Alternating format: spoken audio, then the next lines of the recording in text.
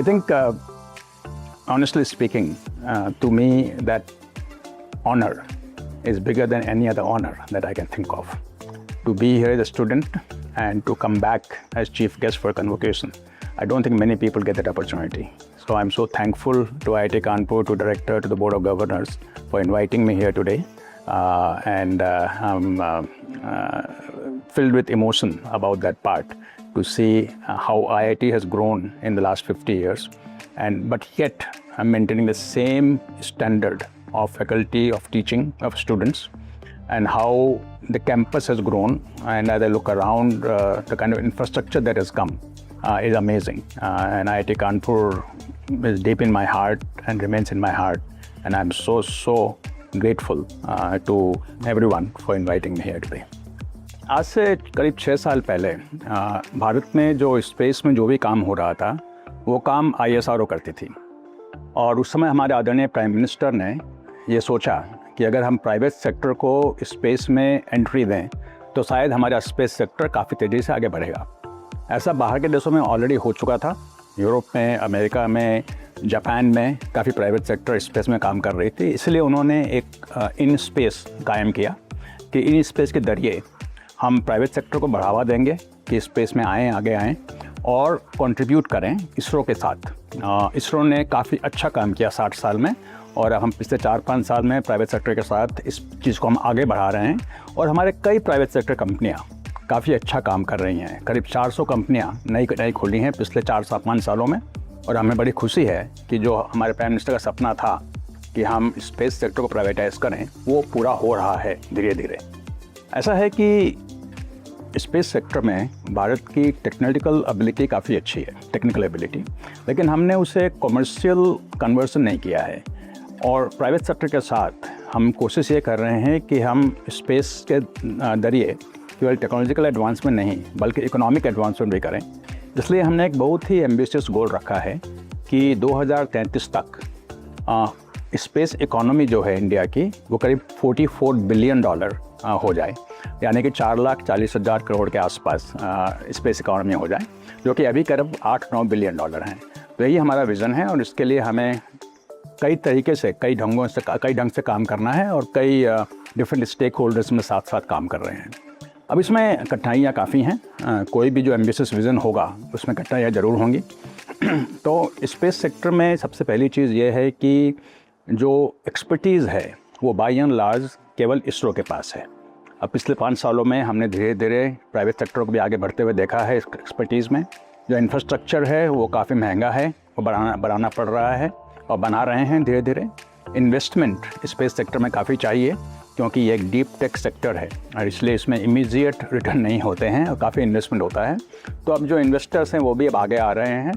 और इसके अलावा जो एक मैंने कहा कि जो टाइम जो लगता है आउटपुट लेने में, उसमें काफ़ी समय लगता है। जैसे कि अभी हम शायद बहुत जल्दी ही एक ऑर्बिटल लॉन्च प्राइवेट सेक्टर की होगी, उस पर काम करते करते इस कंपनी को करीब 5-6 साल लगे हैं, और उसके बाद पहले ही ऑर्बिटल लॉन्च हो रही है। तो these are all the difficulties, but nothing good happens unless you have challenges that you can not overcome. मैंने इस डिपार्टमेंट के फैकल्टी मेम्बर से थोड़ा इंटरेक्ट किया है, और मुझे बड़ी खुशी है कि IIT कानपुर एक स्पेस को फोकस करके, इसके अलावा प्लानिटोरियम वगैरह भी हैं, लेकिन स्पेस फोकस एक डिपार्टमेंट उन्होंने बनाया है। इसके मैं 2-3 फ़ायदे देख रहा हूँ। सबसे पहली चीज़ ये है कि जैसे मैंने कहा अभी कि स्पेस में जो एक एक्सपर्टीज़ है, जो कैपेबिलिटी है, वो हमें काफ़ी बढ़ानी पड़ेगी। The number of jobs, number of people required in the space sector will go up multiple fold. तो उसके लिए हमें चाहिए कि यूनिवर्सिटीज़ जो हैं वो तैयार करें स्टूडेंट्स को स्पेस सेक्टर के लिए। And IIT Kanpur is one of the leading institute to set up the space department. दूसरी चीज़ ये है कि जो अभी R&D हो रही है स्पेस में, वो अभी भी सेंटर्ड अराउंड इसरो। और गवर्नमेंट ऑफ इंडिया ने अभी हमने एक बजट बनाया है कि हम बड़े बड़े प्रोजेक्ट्स इसरो के बाहर इंस्टीट्यूट्स को भी स्पॉन्सर करें। तो again some department like this in IIT Kanpur can probably take some large scale projects, जो कि इंक्रीमेंटल चेंज नहीं होगा, जो कि एक बहुत बड़ा एक डिस्ट्रप्शन हो स्पेस टेक्नोलॉजी में, वैसा इस डिपार्टमेंट से होगा। तो I think both in terms of R&D and in terms of creating capability for space sector, will be a big contribution from this department. On a lighter note, हम जब space की बात करते हैं तो जब आप बच्चों से बात करोगे तो they only think of astronauts. तो हर बच्चा एक एस्ट्रोनॉट बनना चाहता है, लेकिन एस्ट्रोनॉट के जॉब बहुत कम हैं, लेकिन स्पेस सेक्टर में जॉब काफ़ी हैं। अगर आप देखें केवल इसरो में करीब 13,000 लोग काम करते हैं, उसमें करीब 10,000 साइंटिस्ट होंगे शायद। और जैसे हमारा स्पेस सेक्टर प्राइवेटाइज हो रहा है और कई नई अपॉर्चुनिटीज़ आ रही हैं स्पेस सेक्टर में, तो स्पेस सेक्टर में एक सनराइज सेक्टर है ये, और इसमें जो जॉब्स अपॉर्चुनिटीज़ करियर ग्रोथ जो मिलेगा वो काफ़ी अच्छा रहेगा। एंड मेरा ये सोचना है कि जो एक सेटिस्फेक्शन मिलता है टेक्नोलॉजिकल एडवांसमेंट करने में, वो सेटिस्फेक्शन बहुत कम चीज़ों में मिलता है। और जिनका एक टेक्निकल ओरिएंटेशन है जिन स्टूडेंट्स का, if they get a good challenging opportunity in space sector, they will enjoy what they do. So therefore, I'm very positive about the opportunities that the students will have, not just in terms of jobs, but also startups. जैसे मैंने कहा कि करीब 400 startups पिछले 4 साल में आए हैं, उसमें कम से कम 800,000 शायद फाउंडर्स हों, तो दैट्स ऑल्सो अपॉर्चुनिटी। जितने भी स्टार्टअप्स हैं प्राय यंग लोग 20, 25, 30 साल के लोगों ने स्टार्टअप चालू किए हैं। So that's being an entrepreneur in space is another opportunity. मैं कहूँगा कुछ प्लानिंग होती है और कुछ एक कोइंसिडेंस होता है या लक होता है, जैसा भी आप कहें। तो जब मैंने और मेरी वाइफ ने डिसाइड किया कि हम इंडिया वापस आएंगे, तो मैंने कई कंपनियों में काम किया, कई कंपनियों में अप्लाई किया, और ये मेरा लक था कि महिंद्रा में मेरी मीटिंग श्री आनंद महिंद्रा जी से हुई, और उन्होंने मुझे जो अपना विज़न बताया वो क्या करना चाहते हैं इंडिया में ऑटोमोटिव सेक्टर के लिए। So that vision was very compelling for me, और इसलिए मैंने महिंद्रा ज्वाइन की उस समय 1993 में। और उस समय मुझे कोई अंदाज़ नहीं था कि आगे क्या होने वाला है, बस मुझे उनका जो विज़न था वो अच्छा लगा। मुझे लगा अगर ये विज़न अगर हम उसको साबित कर सकते हैं तो एक बहुत बड़ा सेटिस्फेक्शन मुझे मिलेगा, कंपनी को मिलेगा, और शायद कंट्री को भी मिलेगा।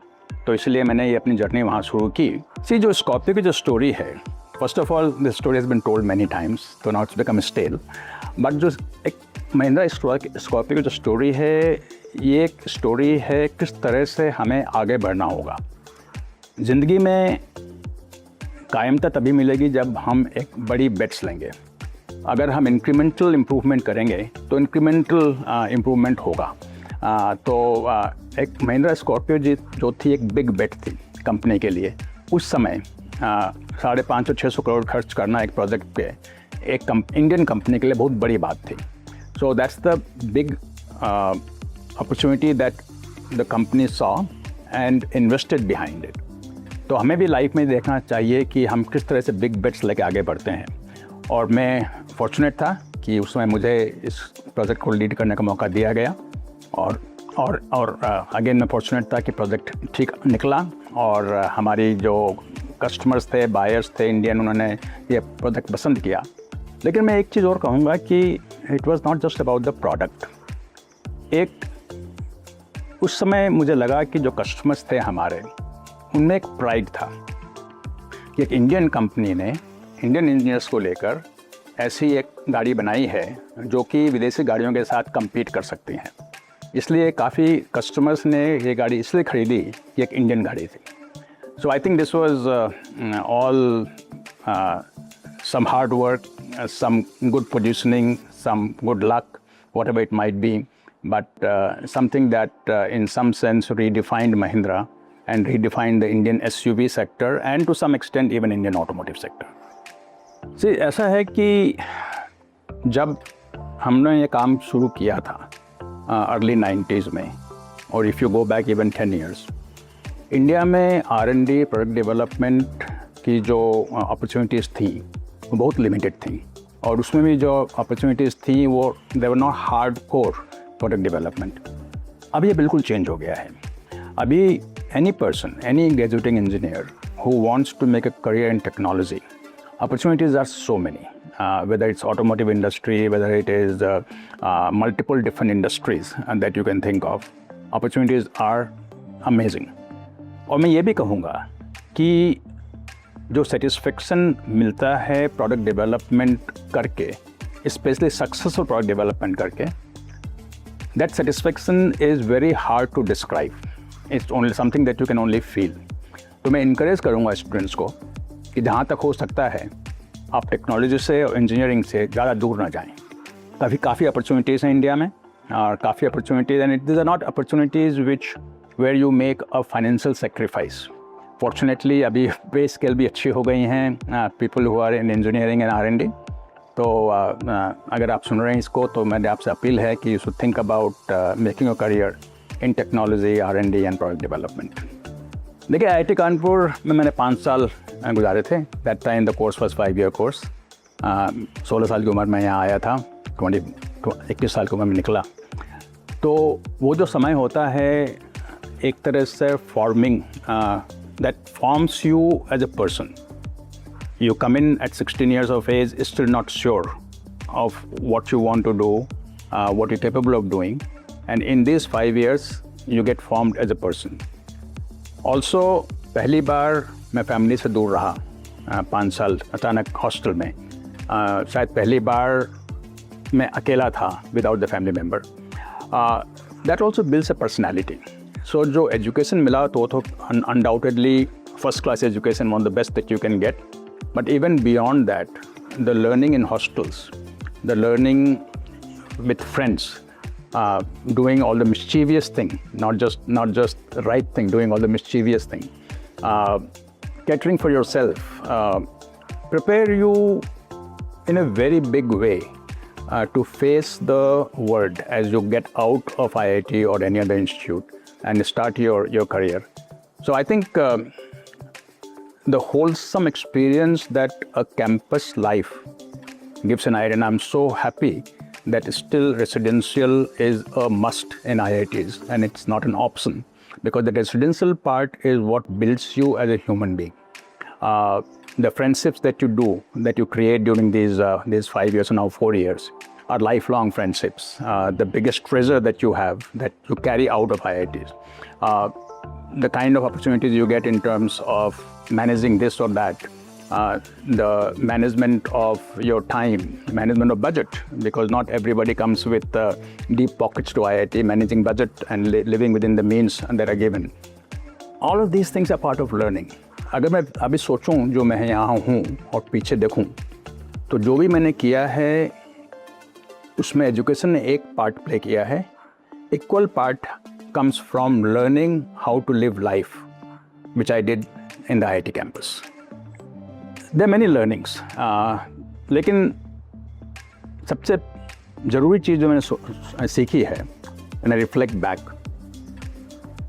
कि any disadvantage that you may have because of whatever, your background, your learning, your personality, all of that can be overcome if you work hard at it.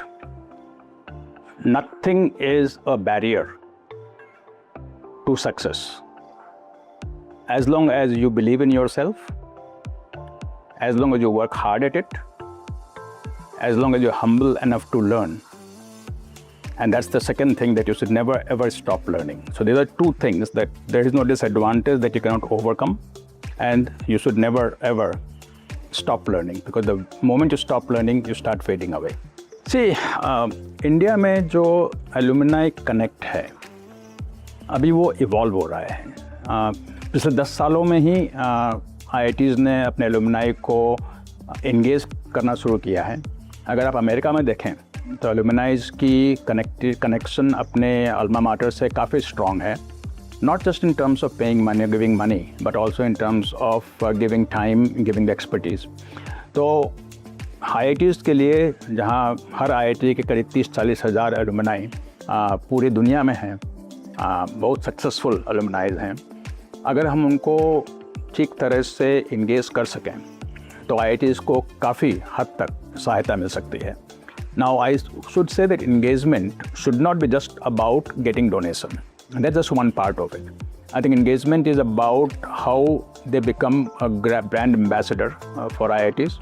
किस तरह से वो IITs को अपने एक्सपर्टीज़ से गाइड करेंगे, किस तरह से वो स्टूडेंट्स को गाइड करेंगे, मेंटरशिप देंगे, किस तरह से वो अपॉर्चुनिटीज़ क्रिएट करेंगे हमारे स्टूडेंट्स के लिए, किस तरह से यहाँ आके से हम टेक्नो पार्क में एक R&D इस्टेब्लिशमेंट करेंगे। हर तरीके से अगर हम देखा जाए होलसम इन्वॉल्वमेंट, तो काफ़ी हद तक हम उनका फ़ायदा उठा सकते हैं। और मुझे बड़ी खुशी है कि IIT कानपुर इस चीज़ में काफ़ी आगे है और काफ़ी मेहनत से काम किया जा रहा है कि किस तरह से हम अलुमनाई को एंगेज कर सकें। एंड आपने देखा है कि गंगवाल हॉस्पिटल आ रहा है यहाँ पर एक बहुत बड़े डोनेशन के साथ, and mister Gangwal is personally involve in that, और उसमें काफ़ी टाइम भी लगाते हैं। इस तरह के बड़े बड़े प्रोजेक्ट भी आ सकते हैं with the involvement of the alumni. So see, ये जो सवाल है ये एक कठिन सवाल है, और जो स्टूडेंट्स अगर इसको सुनेंगे मेरे जवाब को तो बोलेंगे हाँ, इनको कहना आसान है, इनकी लाइफ पूरी हो गई है और अब इनको क्या फ़र्क पड़ता है। लेकिन और मैं ये नहीं कहूँगा कि जब मैं स्टूडेंट था तो ये मेरी सोच थी, लेकिन अभी मेरी सोच ये है कि किसी को भी एक बिगर पर्पस सोचना चाहिए। What is a bigger purpose?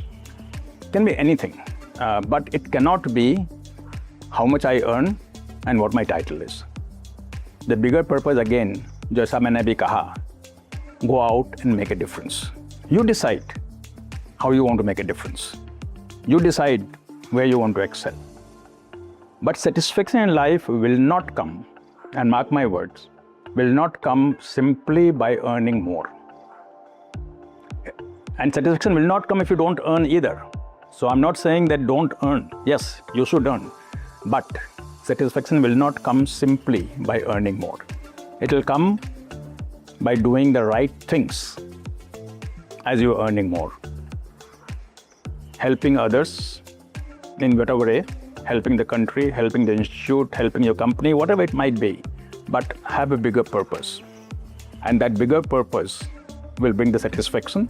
Money will follow. Don't worry about it. IIT Kanpur जो एक लेगेसी है वो एक स्ट्रॉन्ग लेगेसी है। जब आप बाहर जाएंगे तो you are not going as an individual, you are going as an alumni of IIT Kanpur. तो आपको ये लेगेसी फुलफिल करनी है, और लेगेसी फुलफिल करने के लिए मैं सिर्फ यही कहूँगा कि you have to make a difference. That's it. You have to make a difference. And doesn't matter what you do, whatever you decide to do, wherever you decide to live, doesn't matter. You have to make a difference. So my simple message to you is go out and make a difference.